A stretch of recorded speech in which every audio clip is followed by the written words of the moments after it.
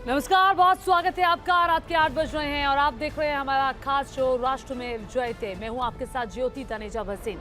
राष्ट्रमेव जयते में आज सबसे पहले बात होगी देश की उस बेटी की जिसके लिए इंसाफ की मांग अब शहर शहर बढ़ती जा रही है। झारखंड के दुमका में अंकिता ने शाहरुख हुसैन के प्रपोजल को ठुकरा दिया। बदले में शाहरुख ने उसे जलाकर मार डाला। आज उठाएंगे सवाल उस समाज की सोच पर जो लड़की को सामान की तरह समझता है, एक लड़की को उसकी मर्जी के मुताबिक जीने का अधिकार भी नहीं देता। उससे भी बड़ा सवाल उस सिस्टम और सरकार पर जो जनता की आवाज उठाने पर मानो सोती रही। आरोपियों पर कोई सख्त कार्रवाई नहीं कर पाई। क्या झारखंड की सिलेक्टिव सरकार एक बेटी को इंसाफ देने में सिलेक्टिव रही? अगर ऐसा हुआ तो क्यों? क्या इसके पीछे वजह वोट बैंक की राजनीति है या फिर मुस्लिम तुष्टीकरण?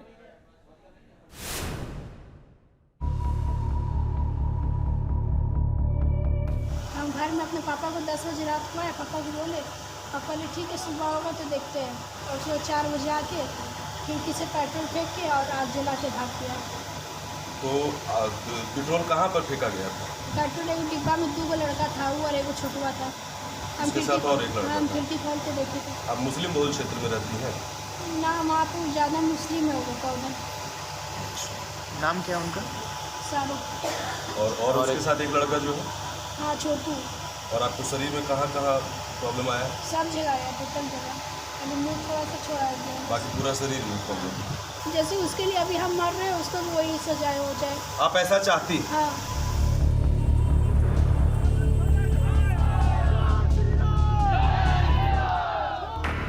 अपने लिए इंसाफ मांगती अंकिता करहाती हुई इस दुनिया से चली गई और उसको जलाकर दर्दनाक मौत देने वाला शाहरुख हुसैन मुस्कुराता हुआ पुलिस के साथ जेल जाता नजर आया। ये 2 तस्वीरें आपको बता देंगी।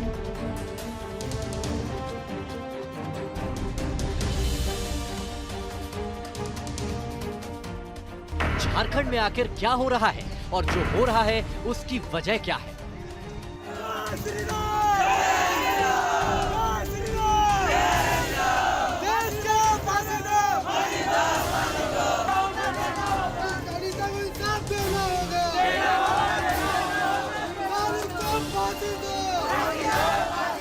एक लड़की की दर्दनाक मौत और आरोपियों पर तेजी से कार्रवाई न होना सरकार का पता नहीं, लेकिन जनता को ये बर्दाश्त नहीं हुआ। झारखंड की राजधानी रांची से लेकर दुमका और जमशेदपुर तक लोगों ने प्रदर्शन किए, पुतले फूके और अंकिता के लिए न्याय मांगा।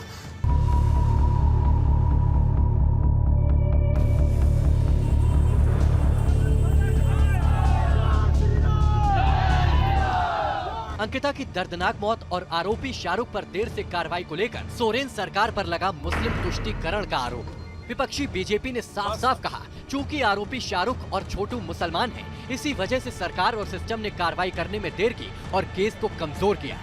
जब हमारी हिंदू बेटी अंकिता ने इसको डिनाई कर दिया, उसके झांसे में नहीं आया, उस लड़के के झांसे में नहीं आया और बड़ा ही हिम्मत से लड़की ने पेश आई अपने आप को, और जिसके चलते दबाव में 4:30 बजे भोर आकर और आग के पेट्रोल जो है छिड़क कर आग लगाने का करके जो मारने का काम किया है इस दरिंदे ने।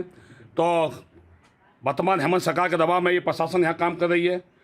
नाबालिग को बालिग लिख दिया गया है एफआईआर में, 302 नहीं लगाया गया है, पोस्को एक्ट नहीं लगाया गया है। तो कहीं ना कहीं ये सत्ता के दबाव में प्रशासन काम कर रही है। मैं प्रशासन से और सरकार से मांग करता हूँ, भारतीय जनता पार्टी मांग करती है कि अविलंब उसमें आप पोस्को एक्ट को जोड़ें। नाबालिग है सर्टिफिकेट में, ये तो नाबालिग लिखें आप, और 302 का धारा लगाकर फास्ट ट्रैक कोर्ट में मामला को ले जाकर आवेदन दरिंदों को फांसी दे और सरकार सुनिश्चित करे कि आगे इस तरह की घटना ना हो। मैं ये जानता हूँ कि जो बच्ची की हत्या हुई है ये बहुत विवश हत्या है। इसकी जितनी भी निंदा की जाए कम है और हत्यारे को फांसी के फंदे तक पहुँचाना सरकार का दायित्व है और हम स्पीडी ट्रायल कराएंगे और समयबद्ध तरीके से माननीय न्यायालय में साक्ष्य रख के इसको फांसी के फंदे तक पहुँचाएंगे। सोरेन सरकार और झारखंड की सरकारी सिस्टम पर लगे आरोप भले ही सियासी हो, लेकिन जो तस्वीरें सामने आई हैं, वो सवाल तो खड़े करते ही हैं। जब शाहरुख के हमले के बाद अंकिता को अस्पताल में भर्ती कराया गया था, उस वक्त सीएम सोरेन अपने विधायकों के साथ एक रिसोर्ट में चले गए थे।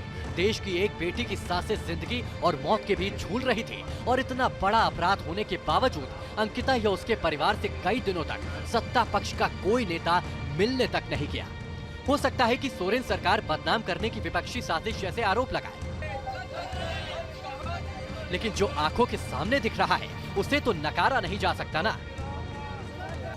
तुष्टीकरण की राजनीति में अगर मोर सैया कोतवाल तो डर काहे को, वो लड़का कहता हो कि क्या होगा अगर गिरफ्तारी हो जाएंगे तो क्या होगा, तो ये साफ लगता है कि ये कहीं न कहीं तुष्टीकरण की सरकार के कारण ये घटना घटी है, लोगों में भय नहीं। आज भी अपराधियों को बचाने के लिए झारखंड सरकार साजिश कर रही है। ये लड़की नाबालिग है। मेरी जानकारी है कि जो एफआईआर हुआ है उसमें कहा गया कि लड़की बालिग है।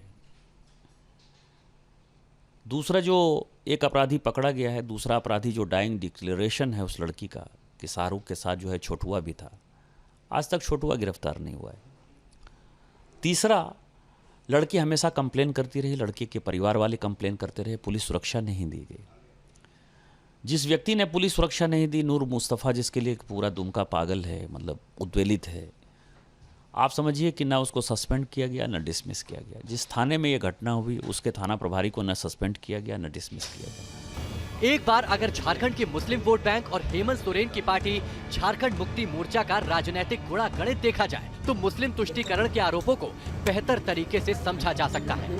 झारखंड में कुल 16 ऐसी विधानसभा सीटें हैं जिन पर मुस्लिम आबादी जीत और हार का अंतर तय करती है। पिछले विधानसभा चुनाव में इन 16 में से 12 सीटों पर झारखंड और कांग्रेस का गठबंधन जीता था। सरकार मुस्लिम तुष्टीकरण से इनकार कर रही है। विपक्ष का आरोप है कि सोरेन मुसलमानों पर मेहरबान है और इसी वजह से इंसाफ भी सेलेक्टिव है। लेकिन अब इंसाफ की ये जंग सिर्फ राजनीति तक सीमित नहीं रह गई। आम जनता के साथ ही साथ विश्व हिंदू परिषद, बजरंग दल और करणी सेना जैसे संगठन भी अंकिता को न्याय दिलाने के लिए मैदान में उतर चुके हैं। अब इस्लामिक जिहादियाँ लगातार तलवार के बल पर, और अब तो सरेआम घर में घुस करके आप देखिए पेट्रोल छिड़क करके और युवती को जिंदा जला दिया। ये बड़ी बीभत्स घटना है और इस पर जो भी सेकुलर ब्रिगेड है उसकी चुप्पी और सरकार के किसी भी मंत्री का और मुख्यमंत्री तक का कोई बयान ना आना, जिहादियों के विरुद्ध अंकुश का एक भी कोई काम न करना, ये हिंदू समाज को बेहद आहत करने वाला है।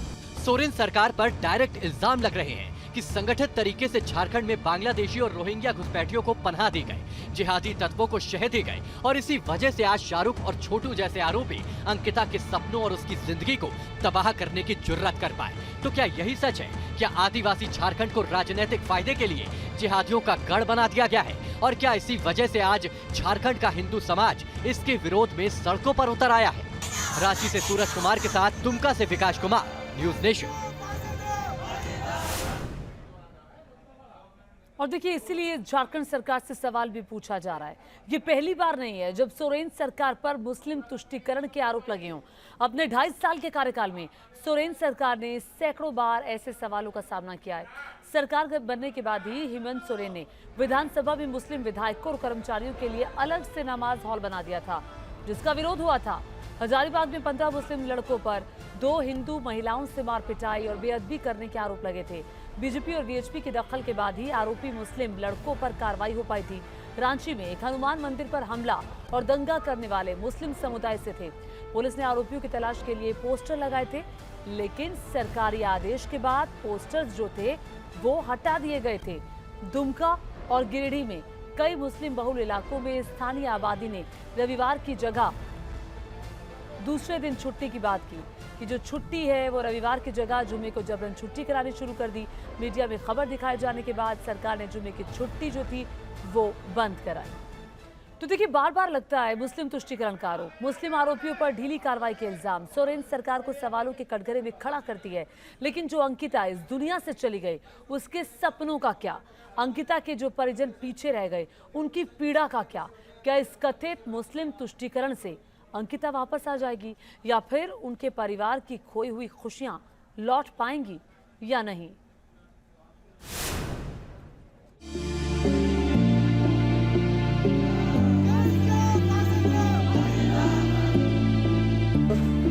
ऐसा सजा दीजिए, फांसी की सजा, जिंदगी से खेला किया, उसको भी खेला कीजिए, फांसी। शाहरुख के लिए फांसी की सजा मांगती अंकिता की दादी पर मानो दुख का पहाड़ टूट पड़ा हो। उम्र के इस पड़ाव पर अपनी होनहार पोती को यूं खोना पड़ेगा, ये दादी ने कभी सोचा भी नहीं था। बहन की माने तो अंकिता का एक ही सपना था, पुलिस ऑफिसर बनना। लेकिन अंकिता को क्या पता था कि सरकार के अधीन चलने वाला सिस्टम और इस सिस्टम का एक हिस्सा यानी पुलिस ही उसके इंसाफ में रोड़ा बन जाएगी। इल्जाम सुनेंगे तो आपको भी लगेगा, अगर तुष्टीकरण नहीं तो फिर वो क्या वजह हो सकती है जो एक बेटी के साथ हुए ऐसे जुल्म पर भी सिस्टम हेरफेर करने को मजबूर है। बीजेपी के मुताबिक पुलिस ने अपनी रिपोर्ट में नाबालिग अंकिता को बालिग दिखा दिया गया ताकि आरोपी शाहरुख पर पॉक्सो एक्ट न लगे। बीजेपी का ये भी आरोप है कि पुलिस ने 302 यानी हत्या की धारा में मुकदमा भी दर्ज नहीं किया। पुलिस पर केस में ढिलाई देने के आरोप कई तबकों से लग रहे हैं। अगर जांच हुई तो इन आरोपों की सच्चाई भी सामने आएगी। लेकिन राष्ट्रीय महिला आयोग ने फौरन कदम उठाया और अंकिता के मामले में झारखंड पुलिस से रिपोर्ट तलब कर ली। क्योंकि इस केस में अरेस्ट ऑलरेडी हो चुका है तो हमने एक्शन टेकन रिपोर्ट मंगवाई है डीजीपी झारखंड से। ये एक्चुअली इस सोसाइटी में जिस प्रकार की सोच हो गई है कि आप महिलाओं को ज़बरदस्ती शादी करने पे मनाएं और नहीं करने को तैयार तो आप उसको जला दें, ये बहुत दुखदाई और दयनीय है। और इस पे भी मुझे लगता है सोसाइटी में कुछ बातचीत होनी चाहिए और बदलाव की तरफ बात करनी चाहिए।